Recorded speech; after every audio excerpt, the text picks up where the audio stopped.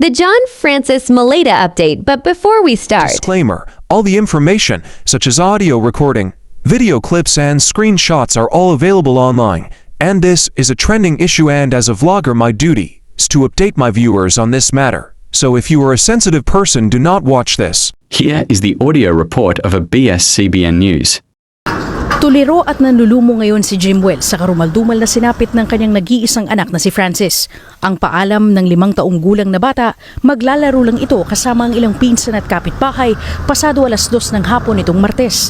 Makalipas ang 1 oras, nagtaka sila kung bakit hindi pa umuuwi ang anak. Gayong lahat ng kanyang mga kalaro ay nakauwi na. Sa tulong ng mga kapitbahay, ilang oras nilang hinanap ang bata. Hanggang sa matagpuan na duguan si Francis sa isang liblib na lugar sa barangay NBBS proper. Nanlumo si Jimwell nang makitang may laslas ang anak sa liig, may malaking sugat sa tiyan at may mga bugbog sa katawan. Yung dugo niya, hindi na tuyo na yung dugo niya, matagal na pala siya doon. Kahit critical na ang kondisyon, naikwento pa umano ng bata ang nangyari sa kanya. Sabi ng nanay niya sa kanya, sino gumawa sa'yo? Sabi niya, hindi ko kilala. Sabi niya, anong ginawa sa'yo?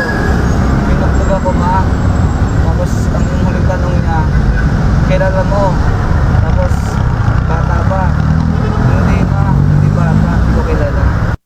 Katatapos lang sa kindergarten ni Francis noong 1 linggo at excited nang tumuntong sa grade 1. Hindi nila matanggap ang nangyari sa anak, lalo't wala umano silang alam na nakaalitan o naiisip na anumang dahilan para may manakit sa kanilang anak. Isa lang talaga eh. At sa anak ko,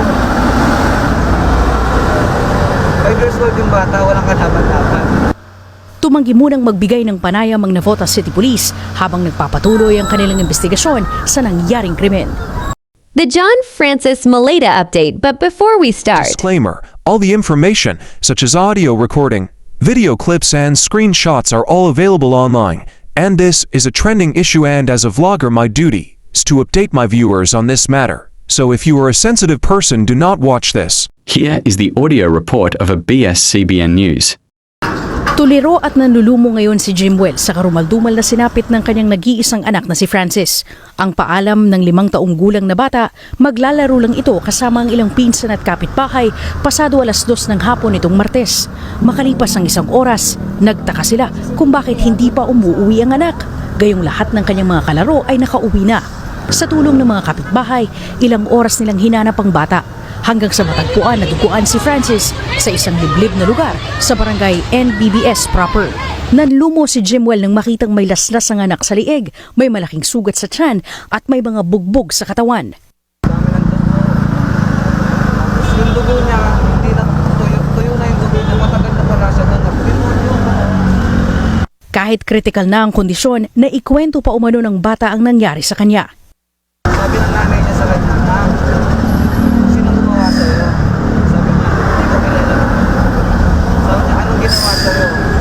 Pinuklog ako, ma. Tapos ang huling tanong niya, kilala mo? Tapos, bata ba? Hindi, ma. Hindi bata. Hindi ko kilala.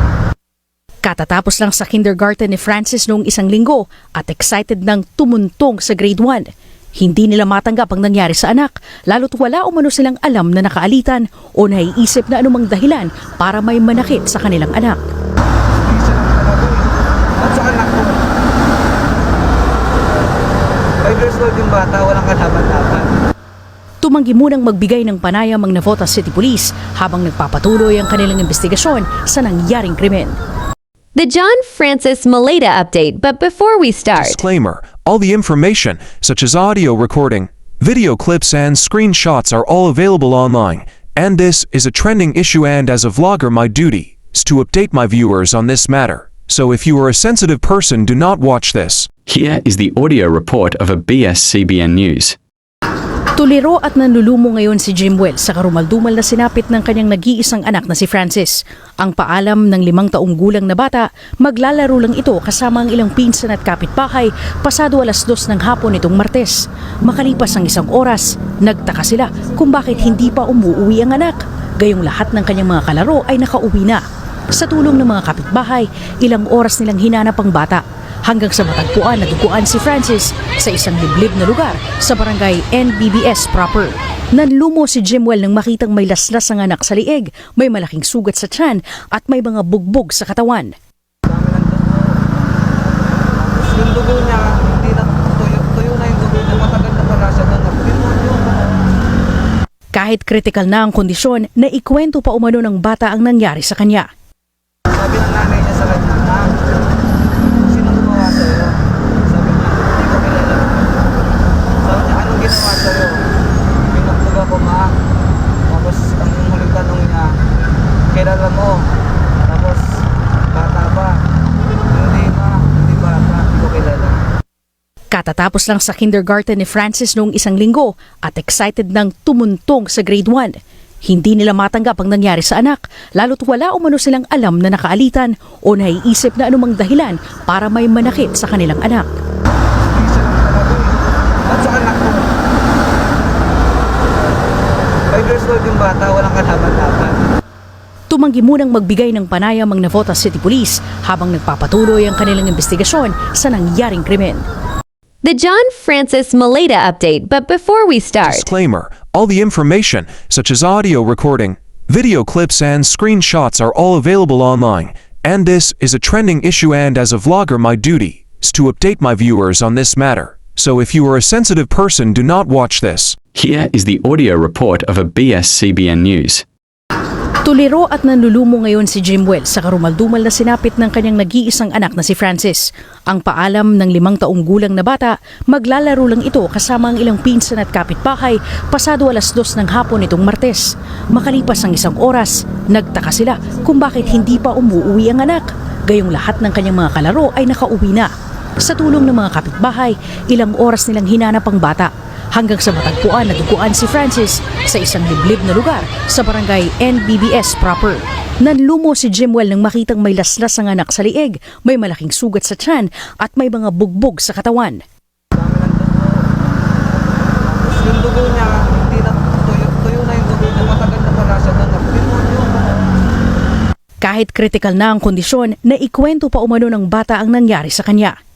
Sabi ng nanay niya sa kanya, sino gumawa sa'yo? Sabi niya, hindi ko kilala. Sabi niya, anong ginawa sa'yo? Pinuklog ako, ma. Tapos ang huling tanong niya, kilala mo? Tapos, bata ba? Hindi, ma. Hindi bata. Hindi ko kilala. Katatapos lang sa kindergarten ni Francis noong isang linggo at excited nang tumuntong sa grade 1. Hindi nila matanggap ang nangyari sa anak, lalo't wala umano silang alam na nakaalitan o naiisip na anumang dahilan para may manakit sa kanilang anak. Hindi siya lang talaga eh. At sa anak ko, 5 years old yung bata, walang kalaban-laban.